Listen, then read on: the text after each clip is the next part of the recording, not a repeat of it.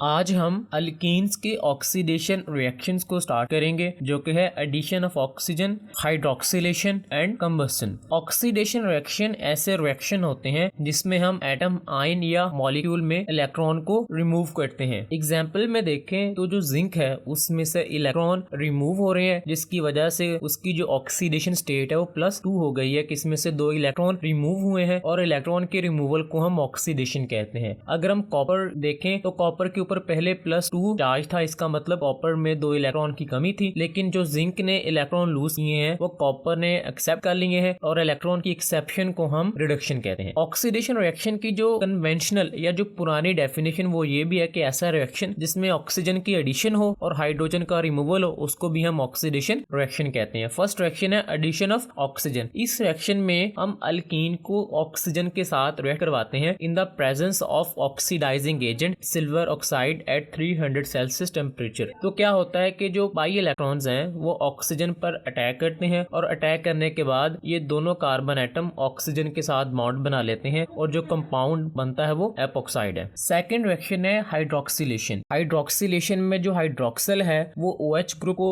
Represent करता है और एशन का मतलब है प्रोसेस के ऐसा रिएक्शन जिसमें OH ग्रुप की एडिशन होती है और रिजल्ट में विसिनल डायोल्स बनते हैं। अब विसिनल कंपाउंड क्या होते हैं इसको मैंने प्रीवियस वीडियोस में डिटेल के साथ डिस्कस किया है, आप आई बटन पर क्लिक करके देख सकते हैं। हाइड्रोक्सिलेशन में हम अल्कीन को ऑक्सीडाइजिंग एजेंट के साथ रिएक्ट करवाते हैं एट लो टेम्परेचर, तो रिजल्ट में डाईहाइड्रोक्सी कंपाउंड बनते हैं। डाईहाइड्रोक्सी कंपाउंड ऐसा कंपाउंड जिसमें 2 हाइड्रोक्सिल ग्रुप होते हैं और उसको हम ग्लाइकोल कहते हैं। यहाँ पर एक वर्ड यूज हुआ है ऑक्सीडाइजिंग एजेंट। ऑक्सीडाइजिंग एजेंट्स ऐसे एजेंट्स होते हैं कि जिनकी वो तो रिडक्शन होती है लेकिन दूसरे रीजेंट्स की वो ऑक्सीडेशन करते हैं, कि दूसरे रीजेंट से वो इलेक्ट्रॉन निकाल कर खुद में ऐड करते हैं। हाइड्रोक्सिलेशन को हम अनसैचुरेशन चेक करने के लिए भी यूज करते हैं। हाइड्रोक्सिलेशन में क्या होता है कि हम KMnO4 को as a oxidising agent use करते हैं। अगर हमारे गिवन कंपाउंड में अनसैचुरेशन हो तो ये जो KMnO4 है ये रिड्यूस हो जाता है, जिसके नतीजे में इसका जो पिंक कलर है वो डिस्चार्ज हो जाता है, जिसकी वजह से हमें पता चल जाता है कि जो गिवन कंपाउंड था इसमें अनसैचुरेशन मौजूद थी। जनरल रिएक्शन, अल्कीन को जब KMnO4 के साथ रिएक्ट करवाया जाता है इन द प्रेजेंस ऑफ वाटर तो ग्लाइकोल बनता है, जिसे हम विसिनल डायोल भी कहते हैं, विद रिलीज ऑफ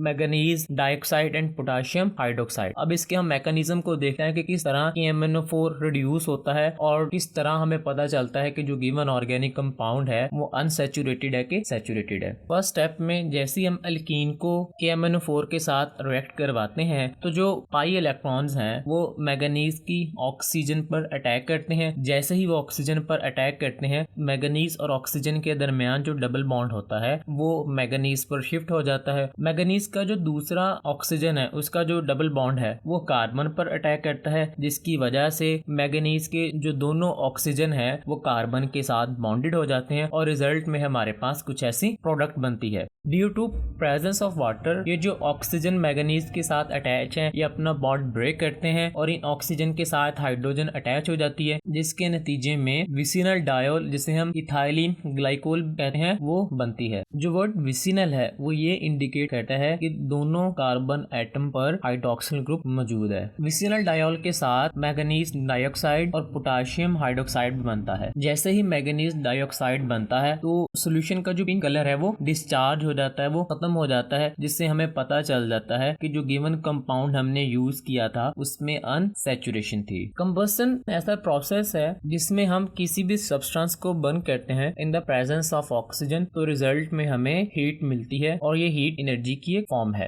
जब हम अल्कीन को बर्न करते हैं एयर की मौजूदगी में तो ल्यूमिनस फ्लेम बनता है और उसके साथ कार्बन डाइऑक्साइड और वाटर प्रोड्यूस होता है। अब ये जो ल्यूमिनस फ्लेम है इसका मतलब कि येलोइश फ्लेम बनता है और येलोइश फ्लेम इसलिए बनता है क्योंकि अल्कीन में कार्बन की जो परसेंटेज है वो ज्यादा होती है as compare to saturated hydrocarbon. जब हम सैचुरेटेड हाइड्रोकार्बन को बर्न करते हैं तो हमारे पास एक लीन फ्लेम बनता है, उसमें किसी किस्म का कोई भी धुआं नहीं होता, कोई भी येलोइश फ्लेम नहीं होता। लेकिन जब हम अल्कीन को बर्न करते हैं तो स्मोकी येलोइश फ्लेम बनता है। अब ये जो स्मोकी और येलोइश फ्लेम है ये इंडिकेट करता है कि जो जिस चीज को हम बर्न कर रहे हैं उसमें कार्बन एटम की परसेंटेज बहुत ज्यादा है। रिएक्शन में देखें तो अल्कीन को हम ऑक्सीजन के साथ बर्न करते हैं तो रिजल्ट में कार्बन डाइऑक्साइड बनता है, वाटर बनता है और हीट रिलीज होती है। Here is some important question from this topic.